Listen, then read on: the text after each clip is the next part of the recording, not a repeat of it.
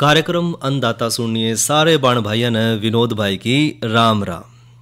किसान भाइयों, आज अन्नदाता कार्यक्रम में चर्चा करेंगे गन्ना फसल की देखभाल पे और साथ ही भाइयों जानकारी लेंगे पशु आहार में खनिज मिश्रण के महत्व पे और आज की नसीहत के तहत चर्चा करेंगे किसान भाइयों के लिए अतिरिक्त आय का साधन बागवानी पे। इसके अलावा भाइयों दूसरे जो समसामयिक विषय हैं उन पे भी करेंगे चर्चा और करवाएंगे भैया का मनोरंजन भी। तो सबसे पहले भाइयों करें चर्चा गन्ना फसल की देखभाल पे। किसान भाइयों, अपने हरियाणा प्रदेश में गन्ना एक मुख्य नकदी फसल है और एक साल भर की फसल है और लगभग 1.25 लाख हेक्टेयर क्षेत्रफल में यह फसल ली जाव है। और गन्ने में भाइयों बिजाई तक लेकर कटाई तक कई तरह के कीटों का आक्रमण जो है देखा जाओ और जिससे किसान भाइयों को काफ़ी नुकसान भी पहुंचा है। और किसान भाइयों को गन्ने की फसल में जो लगने वाले अलग अलग तरह के हानिकारक कीट हैं उनकी पहचान होना, उनके इन तक कौन कौन सा नुकसान हो सकता है, उनके लक्षण क्या हैं और किस तरह हमने इसका प्रबंधन करना है, इस सारे बारे में जानकारी रखना बहुत ज़रूरी है। और बात करें भाई जो प्रमुख कीट हैं जिस तरह दीमक है, इस कीट के जो मटमैले भूरे रंग के जो पंख रहित प्रौढ़ और जो बच्चे हैं वो मिट्टी में सुरंग या बाम्बी बनाकर हुए हैं और बिजाई के तुरंत बाद जो है दीमक के जो वर्कर है यानी काम करने वाले जो दीमक है वो बीज की आँख और जो सिरे हैं उस पर आक्रमण करके उसने खोखला करता है। साथ ही भाइयों जो फुटाव के बाद जो है दीमक पौधे के अंदर ज़मीन के अंदर तो होकर जो है अंदर वाले जो भाग हैं फसल के उसमें चले जाए और उसने खाना शुरू कर दिया जिससे पौधा सूख जाए और खींचने पर ज़मीन था आसानी था बाहर निकल जाए। इसके अलावा भाइयों सफ़ेद लट, ये भी जो है सफ़ेद लट जो है ये भी गन्ने की मुख्य कीट है और सफ़ेद लट का आक्रमण रेतीली ज़मीनों में जुलाई तय अक्टूबर के महीने में ज़्यादा देखा जाता है। और मानसून की पहली बारिश के बाद तो भाइयों इस कीट के प्रौढ़ रात को ज़मीन तय निकलकर खेतों के आसपास जो लगे हुए बेर हैं, जामुन है या जो नीम आदि के वृक्ष हैं उस पर बैठ जाए हैं और मादा कीट भाइयों ज़मीन में अंडे देवा हैं। और इससे निकलने वाली जो सुंडी हैं वो सी आकार की वो हैं जो गन्ने को ज़मीन के अंदर के भाग को खाकर फसल में नुकसान पहुँचावा है जिससे पौधा सूख कर गिर जाए। इसी तरह भाइयों एक और जो कीट है वो है कंसुआ और इसके भाइयों प्रौढ़ मटमैले भूरे रंग के और तितली नुमा देखने मिला है और मादा तितली भाइयों पत्तियों की जो निचली सतह है उसमें समूह में सफ़ेद और भूरे रंग के अंडे देकर इसमें रव हैं जिससे निकलने वाली जो सुंडी है उसके शरीर की जो लंबाई के बल जो है 5 गहरी धारी उसमें देखने मिले हैं और सुंडियां जो है ज़मीन की सतह या जो थोड़ा सा नीचे वाला जो तने का भाग है उसमें घुस कर पौधे ने खाना शुरू करता है जिस कारण भाइयों पौधों की जो गोब है वह मर जाए है और सूखी गोब खींचने पर आसानी तक बाहर निकल जाए। और कंसुए का प्रकोप भाइयों गर्म और शुष्क मौसम खास तौर पर अप्रैल तो जून के महीने में फसल पर शुरुआती अवस्था में बहुत ज़्यादा देखा जावा है और जिस क्षेत्र में गेहूं के बाद बोई गई जो फसल है उसमें इस कीट का हमला ज़्यादा देखा जावा है। साथ ही भाइयों जड़ बेधक ये भी जो है छोटे पौधों में सुंडी भूमि की सतह या उससे थोड़ा सा नीचे तने में छेद करके उसमें प्रवेश कर जाए है और इसकी जो सुंडी है वह जड़ को नहीं बल्कि जड़ के जो ऊपरी भाग है उसमें सुरंग बनाकर तंतुओं न खाना शुरू करता है और ग्रसित पौधे के बाहर के जो पत्ते हैं वो पहले सूखने शुरू हो जाए और बाद में भाइयों गोब भी सूख जाए और जब हमने खींचा तो इस तरह आसानी से बाहर नहीं निकलती और ना ही पौधा खींचने पर उखड़ता है। इसकी सुंडी जो है दूधिया रंग की और बिना धारी के वो है और ये कीट भाइयों गन्ना फसल की जो शुरुआती अवस्था है उसमें कम लेकिन बरसात के बाद तो भाइयों इसका प्रकोप बहुत ज़्यादा देखने मिला है और सूखी की अवस्था में भाइयों फसल पर इसका प्रकोप बढ़ जाए है और वर्षा काल के बाद जड़ बेधक के आक्रमण तक जो है पत्ते सुनहरे पीले रंग के पड़ जाए और पौधे की बढ़वार रुक जाए जिससे पैदावार में कमी आवे है। साथ ही भाइयों एक और कीट है जो गन्ना फसल में बहुत नुकसान पहुंचावा है वो है चोटी बेधक जिसने टॉप बोरर भी कहा है और इस कीट की भाइयों पहली और दूसरी पीढ़ी जो है बरसात तक पहला और तीसरी और चौथी पीढ़ी बरसात के बाद आक्रमण शुरू करा है और इस कीट की भाइयों सफ़ेद रंग की मादा तितली की पूंछ पर कत्थई रंग के बाणों का गुच्छा दिखाई देवा है और मादा तितली भाइयों अंडे जो है पत्तों पर समूह में देवा हैं और इन्हीं भाइयों कत्थई रंग के बाणों तक ढक दे हैं और सुंडियाँ पत्तों की जो बीज की जो शिरा है उसमें सुरंग बनाकर गन्ने की जो चोटी है उसमें घुस जाए और छोटे ग्रसित पौधों की जो गोब है उसने खाकर उसने सुखा दा है और गोब काणी होकर सूख जाए और जुलाई से सितंबर में इसका आक्रमण से जो है ऊपर की जो पोरी है उनकी आँख भी फूट जाए। इस कारण भाइयों चोटी में अंगोलों का जो झुंड है वो साफ साफ नजर आना शुरू हो जाए। और इसने भाइयों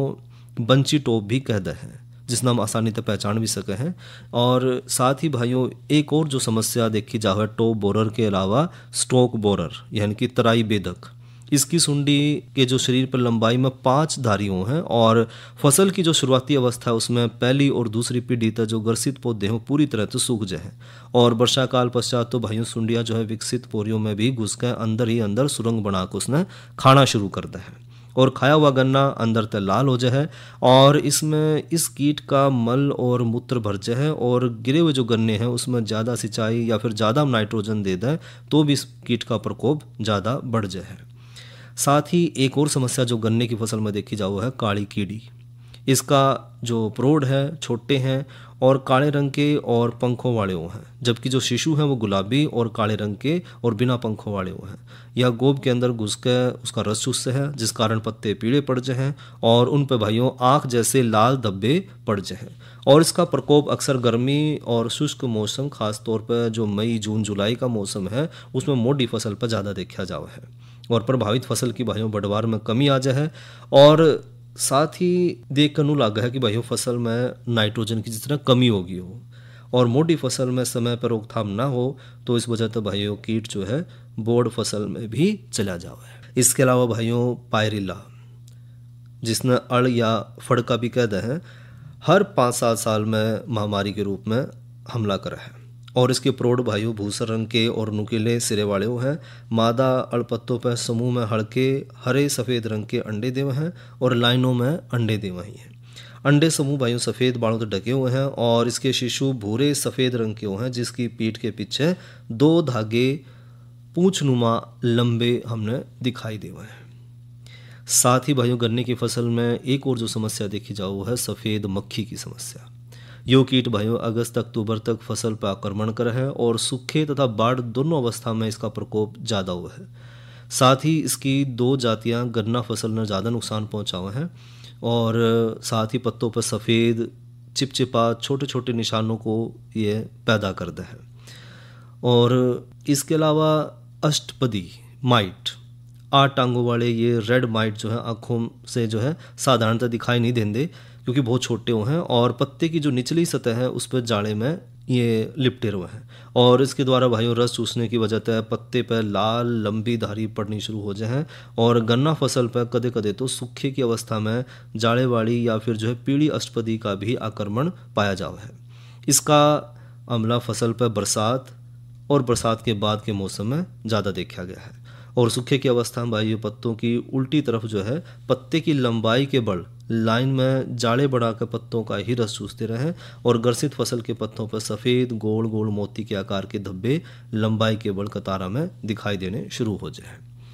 इसके अलावा भाइयों गन्ने की फसल में एक और जो कीट देखा जाओ है चुरडा, जिसने हम थ्रिप्स के नाम से भी जाना है। ये कीट भाइयों काले रंग के पतले और बहुत छोटे आकार के हैं जो पौधों की गोब में घुसकर उसका रस चूसते हैं और इस कीट का आक्रमण भाइयों मई से जुलाई के महीने में सूखे की अवस्था में भी कई बार देखा जावा है और ग्रसित फसल के जो पत्ते हैं उसकी नोक सूख कर अंदर की ओर मुड़ जाए और ग्रसित पौधे के पत्ते की जो चोटी है वो सूख जाए। इसके अलावा टिड्डे भी जो है आक्रमण करा है गन्ने की फसल पर, उसने नुकसान पहुँचावा है। तो हमने इनका समाधान किस तरह करना है, तो जो दीमक है, कंसुआ है और जड़ बेदक है, इनके बचाव खातर भाइयों बिजाई के समय पोरियों को जो है खुड्डों में डालकर सिफारिश करे गए जो रासायनिक कीटनाशक है उससे उपचारित कर लें। बिजाई के समय भाइयों खुड्डों में पोरियों के ऊपर प्रति एकड़ 2.5 लीटर क्लोरीपायरिफास 20 सीसी ताकत की दवाई का या फिर 600 मिलीलीटर फिप्रोलिन, जिसने रिजेंट के नाम से भी जाना है, 5 SC का या फिर का जो हमने 600 से 1000 लीटर पानी में घोल बनाकर फुहारे से छिड़काव करना है या फिर भाइयों 150 मिलीलीटर हमने इमिडा क्लोरोप्रिड ने 250 से 300 लीटर पानी में मिलाकर खुड्डों में पोरियों के ऊपर जो नैपसैक पंप है उसके साथ छिड़काव करना है या फिर भाइयों हमने खुड्डों में 8 किलोग्राम डर्सबान 10 G या फिर भाइयों 10 किलोग्राम फिप्रोनिल 0.3 G प्रति एकड़ जो है भुरकाव भी कर सके हैं। यदि दीमक की समस्या गंभीर नहीं है तो वहाँ पर हम 1.5 लीटर अमृत गार्ड 0.03% ने 600 लीटर पानी मिलाकर खुड्डों में भी जो बीजे गए बीज हैं उस पर फुहारे से छिड़काव कर सके हैं। और उपचार के तुरंत बाद सुहागा लगाकर खुड्डों को बंद कर दें ताकि कीटनाशक का असर कम ना हो पावे। साथ ही भाइयों अप्रैल तो जून के महीने में जो है बुआई के समय बीज और मिट्टी का उपचार न होने की अवस्था में भी जो है मोटी फसल में ये इस तरह की जो कीटनाशकों का भी हम देखें कि कई बार सिंचाई के साथ लगाया जा सके है। और मई जून के महीने में औसत 10 दिन के अंतर पर भी पानी लगाने से कंसुआ और दीमक के आक्रमण से बचाव किया जा सके है। और साथ ही भाइयों फसल के अधिक बढ़वार और फुटाव होने से जो है पैदावार में बढ़ोतरी होगी। और मई के महीने में जो है हल्की मिट्टी और जून में भाइयों भारी मिट्टी चढ़ाने से भी कंसुआ की रोकथाम करी जा सके है। ऐसा करने तो भाइयों कंसुआ के जो प्रोड है उसका पौधे तक बाहर निकलने का जो रास्ता है वो बंद हो जाए और पौधे के अंदर ही उसकी मृत्यु हो जाए। साथ ही जो काली कीड़ी है भाइयों मोटी फसल में इस कीट की रोकथाम खातर जो प्रति एकड़ 400 मिलीलीटर हम फेनेथोएट जिसने एल्सान या फिर फेंडाल या फिर सुमिथियान के नाम से भी जाना है 50 ईसी ने या फिर 400 मिलीलीटर इसमें भाइयों क्लोरोपायरिफास 20 ईसी ताकत की दवाई ने 400 लीटर पानी में घोलकर फुट या जो रोकिंग पंप है उसके सहायता से छिड़काव करें तो कीटनाशक जो है गोब के अंदर पहुंचे ताकि दिन के समय इसमें जो छिपी हुई जो काली कीड़ी है और उसके जो शिशु हैं और प्रोड हैं वो ख़त्म हो जाए। साथ ही जो पायरिला है अष्टपदी है या जो चूरड़ा रोग है कदे कदे तो अप्रैल से जून के महीने में गन्ना फसल को ज़्यादा नुकसान पहुंचाता है। इसलिए भाइयों 400 मिलीलीटर मेलाथियान 50 ईसी ताकत की दवाई ने 400 लीटर पानी में मिलाकर प्रति एकड़ का छिड़काव करें। और ध्यान रखें कि इसका इस्तेमाल तभी करें जब परजीवी खेत में ना हो। लाल अष्टपदी का अधिक आक्रमण होने की स्थिति में भाइयों 500 मिलीलीटर मिथाइल डैमटोन 25 ईसी ताकत की दवाई या फिर 600 मिलीलीटर डाइमेथोएट रोगोर 30 ईसी ताकत की दवाई ने 250 लीटर पानी में मिलाकर प्रति एकड़ के हिसाब से छिड़काव करें तो ये कीटनाशक भाइयों फसल में चुरड़ा की जो बीमारी है उसकी रोकथाम कर सके हैं। और गर्मी के मौसम भाइयों समय पर सिंचाई देने से भी जो है चुरड़ा से फसल का बचाव करा जा सके है। तो भाइयों ये तो बात करी गन्ना फसल की देखभाल।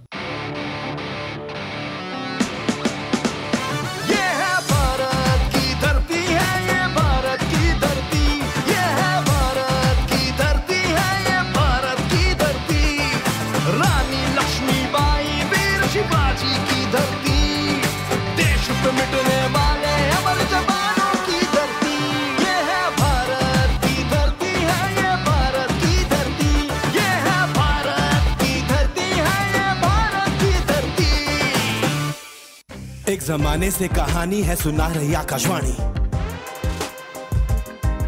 फिर आया एंटरटेनमेंट का रेवोल्यूशन जब कोने कोने पहुंचा दूरदर्शन। कहानी नहीं बदली स्टाइल गया है बदल, जो कहानियां हम सुनते आए देखते आए अब वही वैसी ही कहानी सुनाएगा digital. Download waves OTT app now and watch for free.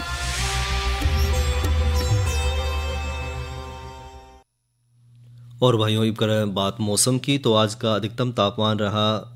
34 degree centigrade और न्यूनतम तापमान रहा 27 डिग्री सेल्सियस। और आने वाले दिन का अधिकतम तापमान जो रहेगा वो 33 डिग्री सेल्सियस और न्यूनतम तापमान रहने की संभावना है 27 डिग्री सेंटीग्रेड। चर्चा करें आज की नसीहत के तहत किसानों के लिए अतिरिक्त आय का साधन बागवानी। किसान भाइयों खेती बाड़ी के साथ साथ जो हम बागवानी कर रहे हैं तो उसमें भी किसान भाई अतिरिक्त आय ले सके हैं। और अतिरिक्त आय लेने का एक बहुत महत्वपूर्ण साधन भी है बागवानी, क्योंकि बागवानी में भाइयों जिसमें हम फल सब्जी फूल मसाले और औषधीय पौधे ये सब शामिल हैं, ना केवल किसान भाइयों की आय में बढ़ोतरी कर रहे हैं बल्कि किसान भाइयों का जो जीवन स्तर है उसमें भी बड़ा सुधार है। बागवानी तक आय लेने के कई सारे तरीके हैं, जैसे फसलों का विविधीकरण करना, क्योंकि जो हम परंपरागत फसल ले रहे हैं उनके साथ साथ अगर किसान भाई जो है अलग अलग प्रकार की सब्जी हैं फल हैं फूल हैं या जो मसाले उगा कर भी अपनी आय न बढ़ा सके हैं।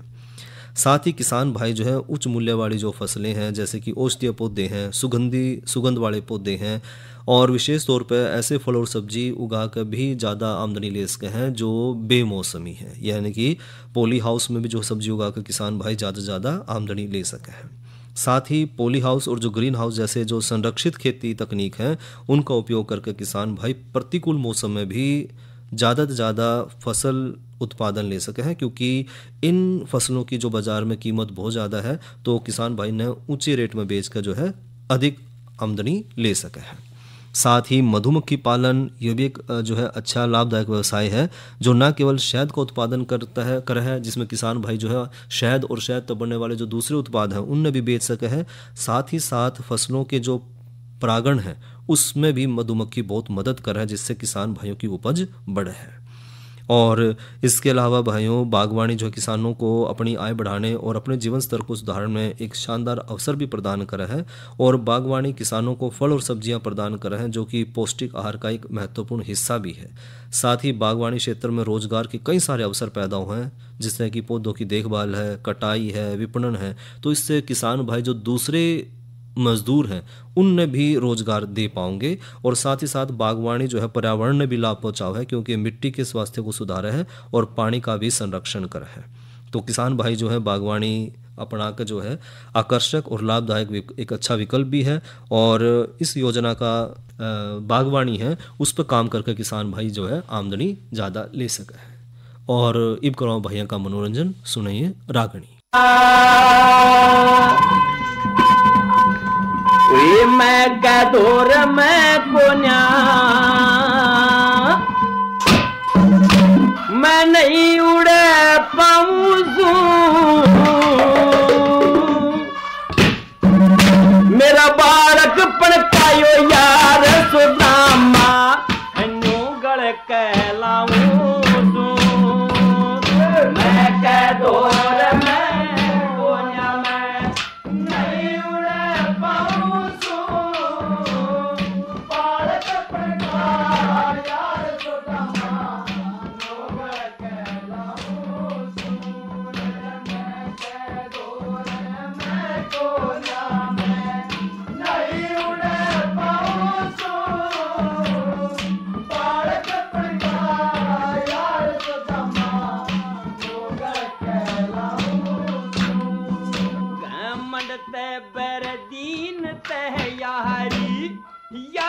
सिर मेरी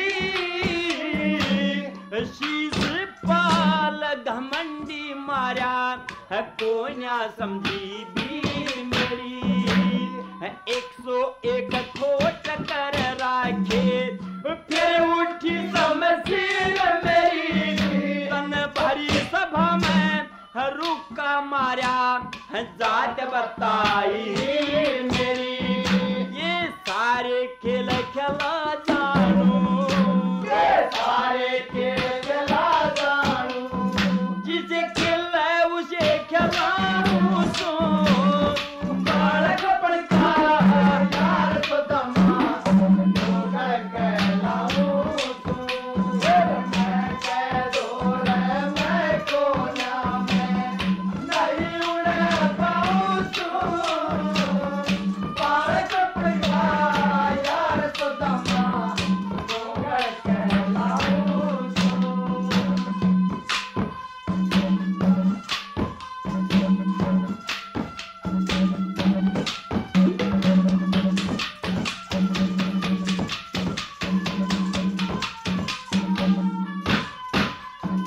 ये बालक पण का यार सोदामा एकला डंडा भरता के और बिटी जिसी बता देनी थी यार तलको करता के वो कदे बैठ जानू कदे चाल पर झूठे दौड़ धरता के चूल्हे तक की दौड़ सुदमा रुकमण तह डरे ताके तू तो सुदमा दा बैठ तखत पे तू तो सुदमा बैठ तखत पे मैं रुकमण न समझाऊं सू बालक पड़का यार सुदमा कहलाऊं सू मैं कह दो मैं कोना में नहीं उड़ पाऊं सू बालक पड़का यार सुदमा कहलाऊं सू।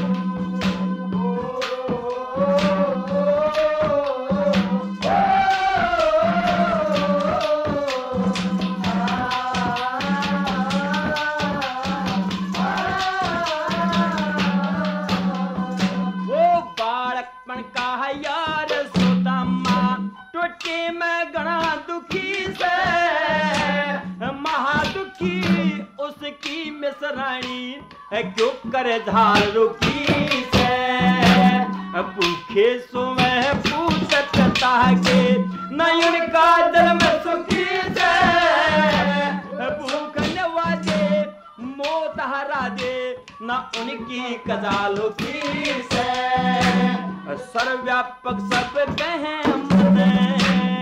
सर्वव्यापक सब कहे मने मैं चतुर्भुज कहलाऊं सो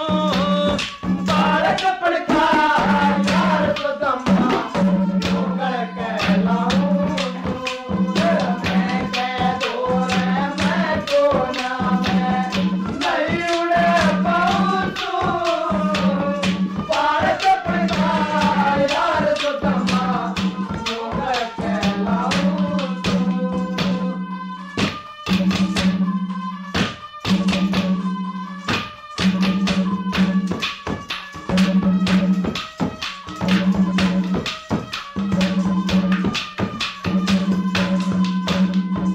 देखियो से उस भैरगू कहा पुता जिसने मारी लात मेरे लात लागते तू रोई थी दुख हो गया था बात छो में आतन श्राप दे दिया नहीं लक्ष्मी बात करे श्री मंगे राम हरि की लीला कौन करे और कौन भरे वो कर गया भृगु भरे सुदामा कर गया भृगु भरे सुदामा मैं ना करना चाहूं सू बालक पड़खा यार सुदामा लोग कहलाऊं सू मैं कह दो मैं को ना मैं नहीं उड़े पाऊं सू बालक पड़खा यार सुदामा लोग कहलाऊं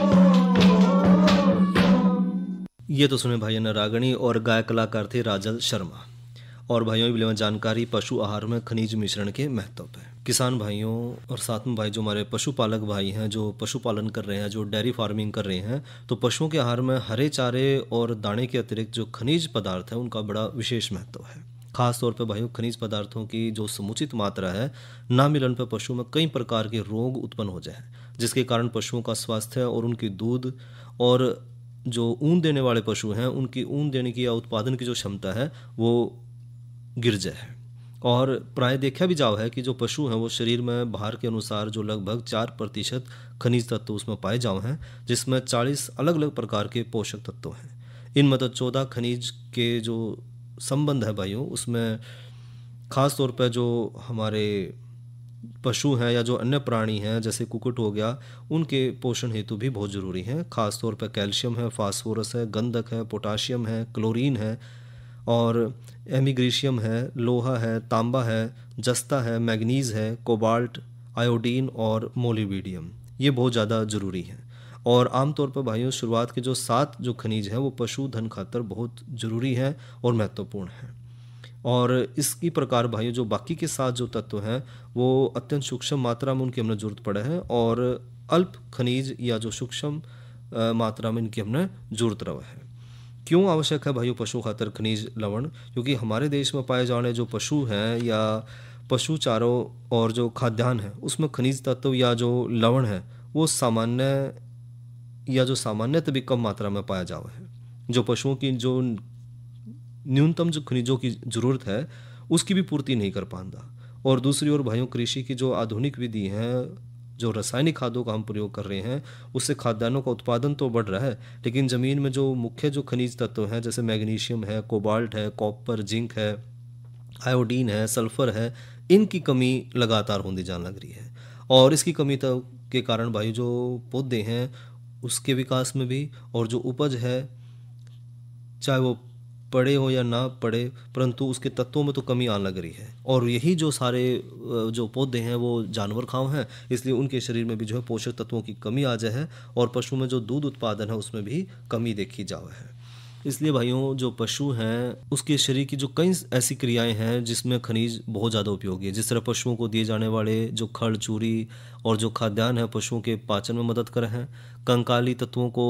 खनिजीय आधार पर उन्हें प्रदान कर हैं, साथ ही प्रजनन और जो मांसपेशियों में संकुचन है उसमें भी मदद कर हैं। साथ ही दूध के लिए जो आवश्यक खनिज तत्व हैं वो भी उपलब्ध कराए हैं और पशु शरीर में जो अम्ल क्षार संतुलन है और साथ ही खून के जो पीएच मान है उसको भी नियंत्रित करने में मदद करे हैं। इसलिए भाइयों जो पशुओं के शारीरिक बढ़ोतरी खातर और दूध के उत्पादन के लिए खनिज लवण बहुत ज़रूरी है और खनिज पदार्थों की कमी तभी कई तरह के दुष्प्रभाव उत्पन्न हो जाए हैं। अधिकांश देखा गया है कि इसी श्रेणी में जो पशुधन है उसमें घास चारा है और जो खनिज लवण है उनके रहित पशु आहार पर निर्भर करे हैं, जिसकी वजह से उनमें कई प्रकार के खनिज संबंधी जो रोग उत्पन्न हो जाए हैं। और मुख्य जो खनिज तत्व जिस तरह कैल्शियम है, फास्फोरस है, पोटाशियम है, गंधक है, सोडियम है और क्लोरीन है, इनकी कमी हो जाए है। और पशु कागज, कपड़े, प्लास्टिक की थैली, हड्डी या जूते हैं, चप्पल जैसे जो अखाद्य पदार्थ हैं कि जो खाने के नहीं है उन खाना या चाटना शुरू कर दे है। इसका मतलब है कि पशु में जो खनिज है उसकी कमी हो गई है। पशु खुद का या जो दूसरे पशु है उसका पेशाब पीना शुरू कर दे है। पशु का स्वास्थ्य और दूध उत्पादन की क्षमता में भी कमी आ जाए है।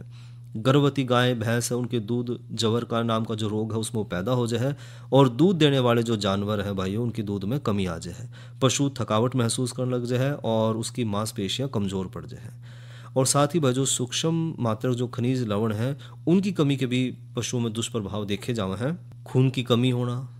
मादा पशु के भार में कमी आ जाना, साथ ही गर्भ धारण करने की क्षमता में कमी आ जाना, पशु चारा कम खाने लग जाए और उसकी बढ़वार रुक जाए, बाल कड़े और सूखे हो जाए, इस तरह की समस्या भी पशुओं में देखी जाओ है। इसलिए हमने जो है पशुओं को पर्याप्त मात्रा में खनिज देना जो है ज़रूरी है और पर्याप्त मात्रा में और भरपूर खनिज हम पशुओं को देंगे तो पशु का जो है संपूर्ण विकास होगा और उनमें दूध की मात्रा भी तेजी से बढ़ेगी। तो ये तो भाइयों ली जानकारी पशु आहार में खनिज मिश्रण के महत्व पर है। और किसान भाइयों खेती बाड़ी संबंधित किसी तरह की कोई समस्या हो, किसी तरह की कोई बीमारी आ गई है फसलों में या पशुधन में किसी तरह की कोई समस्या है तो उसके लिए किसान कॉल सेंटर पर किसान भाई जो है किसी भी समय फ़ोन करके अपनी समस्या का समाधान ले सके हैं। और किसान कॉल सेंटर का नंबर है 1551। और इसी के साथ भाइयों आज का अन्नदाता कार्यक्रम का समय यहीं तक। अपने भाई विनोद ने दो इजाज़त। अच्छा भाइयों, राम राम।